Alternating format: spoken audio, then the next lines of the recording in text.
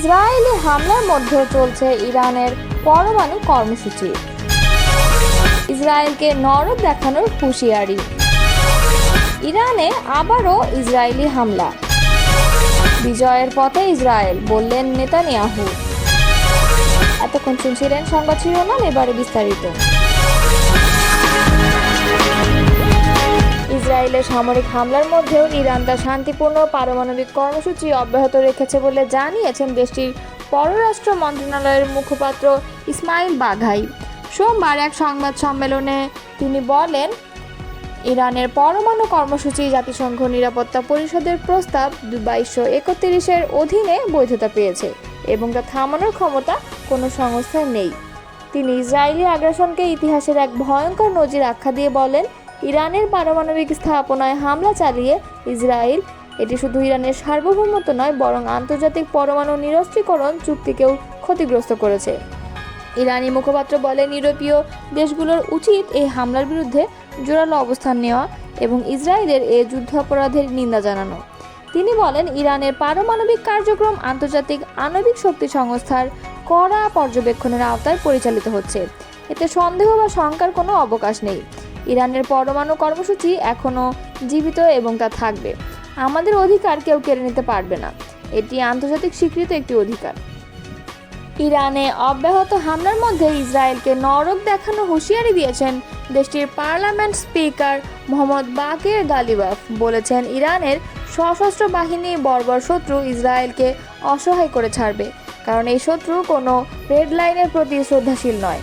সোমবার পার্লামেন্টের এক উন্মুক্ত অধিবেশনে গালিবাফ এসব কথা বলেন। তার ভাষায়, গত কয়েক রাত ধরে যা ঘটেছে তা দখলদারের দুঃস্বপ্ন ও অপরাধীদের মধ্যে যে ভয় সৃষ্টি হয়েছে তা আগ্রাসনের জন্য অনুশোচনা ও শাস্তি না হওয়া পর্যন্ত চলতেই থাকবে। তিনি আরও বলেন, ইরানি বাহিনী শত্রুকে নরক উপহার দেবে এবং বিশ্ব তাদের দুর্দশা প্রত্যক্ষ করবে।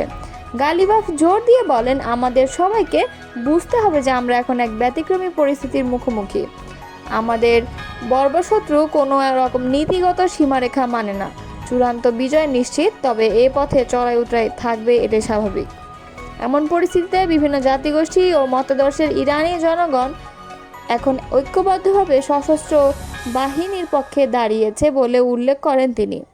স্পিকার আরও বলেন, ইসলামী বিপ্লবী গার্ড বাহিনী ও সেনাবাহিনীর সর্বোচ্চ নেতা আয়াতুল্লাহ খামেনির দূরদর্শী নেতৃত্বে তাদের সামরিক ক্ষমতা ও দক্ষতা বিশ্বকে দেখিয়েছে।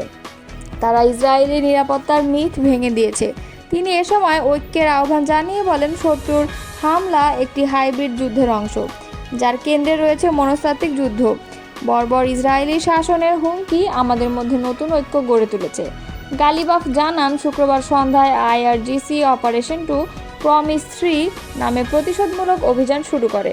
এর কয়েক ঘন্টা আগে যুক্তরাষ্ট্রের সমর্থনে ইসরায়েল ইরানের পারমাণবিক কেন্দ্র, সামরিক অবকাঠামো এবং তেহরান সহ বিভিন্ন শহরের আবাসিক ভবনে ব্যাপক সামরিক হামলা চালায়। এই অভিযানের সূচনার আগে আয়াতুল্লাহ খামেনি এক টেলিভিশন ভাষণে বলেন, ইসরায়েলি শাসন ব্যবস্থা একটি নিকৃষ্ট শত্রু এবং ইসলামী প্রজাতন্ত্রের সশস্ত্র বাহিনীর প্রতিশোধের পর এটি অসহায় হয়ে পড়বে। এদিকে ইরানি সংবাদ সংস্থা তাসনিম জানিয়েছে, সোমবার বিকালেও ইরাক সীমান্তবর্তী ইলাম প্রদেশের মুসিয়ান শহরের পৌরসভার ফায়ার সার্ভিস ভবনে বর্বর হামলা চালানো হয়েছে। সংবাদ সংস্থা ফার্স জানিয়েছে, ওই অঞ্চলের একটি হাসপাতালেও বোমা বর্ষণ করা হয়েছে। দুটি সংবাদ মাধ্যমে ইরানের ইসলামী বিপ্লবী গার্ড বাহিনীর ঘনিষ্ঠ বলে পরিচিত। এদিকে হামলাকালে ইরানি বিমান প্রতিরক্ষা ব্যবস্থা ইসরায়েলের বেশ কয়েকটি ড্রোন গুলি করে ভূপতিত করেছে বলেও প্রতিবেদনে জানানো হয়। এই হামলার মধ্য দিয়ে ইরান ইসরায়েলের মধ্যকার পাল্টাপাল্টি হামলায় সংঘাত আরও চরমে পৌঁছেছে। তেহরান ও পশ্চিম ইরান জুড়ে বোমা হামলা এবং ক্ষেপণাস্ত্র হামলায় দেশটির নাগরিক অবকাঠামো ক্ষতিগ্রস্ত হওয়ার খবর আন্তর্জাতিক উদ্বেগ বাড়াচ্ছে। ইরানে আবার হামলা চালিয়েছে ইসরায়েল। দেশটির পূর্ব ও পশ্চিমাঞ্চলে এই হামলা চালানো হয়েছে। সোমবার ফার্স নিউজ এজেন্সির বরাতে আল জাজিরা এক প্রতিবেদনে এই তথ্য জানানো হয়েছে। ফার্স নিউজ এজেন্সি জানিয়েছে, পশ্চিম তেহরানের একটি সামরিক ঘাঁটিতে হামলা হয়েছে। ইসরায়েল এ অঞ্চলে সামরিক ঘাঁটিকে নিশানা করে হামলা চালিয়েছে। প্রতিবেদনে বলা হয়েছে, ইরানের গণমাধ্যমও পূর্বাঞ্চলে বিস্ফোরণের খবর জানিয়েছে। ইসরায়েলি সেনাবাহিনী রাজধানীর কিছু অংশে হুমকি দেওয়ার পর এই হামলা হয়েছে। এর আগে ইসরায়েলের প্রতিরক্ষা মন্ত্রী হুঁশিয়ারি দিয়ে বলেন, তেহরানের বাসিন্দারা শিগগিরই এই হামলার মূল্য দেবে। ইসরায়েলি কর্তৃপক্ষ জানিয়েছে, ইরান রাতভর 100টিরও কম ক্ষেপণাস্ত্র নিক্ষেপ করেছে, তবে এর মধ্যে মাত্র 7টি ইসরায়েলে আঘাত হেনেছে। সামরিক এক মুখপাত্র জানান, ইসরায়েল ইরানের ওপর আকাশে আধিপত্য অর্জন করেছে এবং ইরানের 1/3-এরও বেশি সারফেস টু সারফেস ক্ষেপণাস্ত্র ধ্বংস করেছে। রয়টার্স জানিয়েছে, ইরানের ক্ষেপণাস্ত্র হামলায় এ পর্যন্ত ইসরায়েলের 24 জন নিহত হয়েছেন। নিহতদের সকলে বেসামরিক নাগরিক। অন্যদিকে ইসরায়েলের হামলায় ইরানে অন্তত 224 জন নিহত হয়েছে। এদিকে বিশ্বব্যাপী পারমাণবিক অস্ত্র বিস্তার রোধে গঠিত আন্তর্জাতিক চুক্তি নন প্রলিফারেশন ট্রিটি থেকে সরে যাচ্ছে ইরান।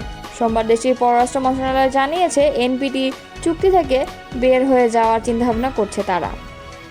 ইসরায়েলের বিমান বাহিনী তেহরানের আকাশের পূর্ণ নিয়ন্ত্রণ নিয়েছে বলে দাবি করেছে দেশের প্রধানমন্ত্রী বেঞ্জামিন নেতানিয়াহু।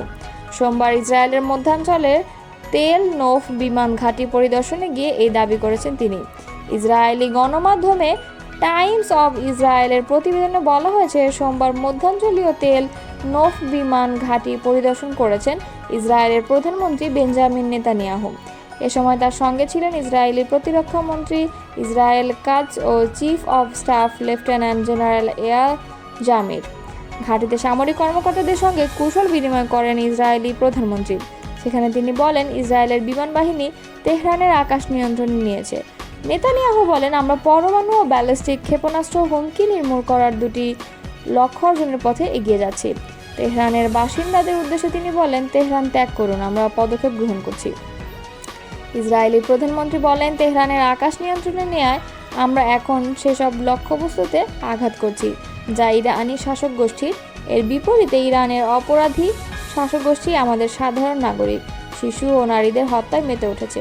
তিনি বলেন, ইসরায়েল তেহরানের সাধারণ মানুষকে আগে ভাগেই রাজধানী ত্যাগ করার আহ্বান জানিয়েছে, কারণ ইসরায়েলি বিমান বাহিনী রাজধানীর নির্দিষ্ট লক্ষ্যবস্তুতে হামলা করেছে। বিমান ঘাঁটিদের সৈন্যদের উদ্দেশ্যে বলেন, আপনাদের ধন্যবাদ। সৃষ্টিকর্তার সহায়তায় আমরা ইরানের বিরুদ্ধে পদক্ষেপ গ্রহণ করব এবং সফল হব। আমাদের বিজয় না হওয়া পর্যন্ত এগিয়ে যাব।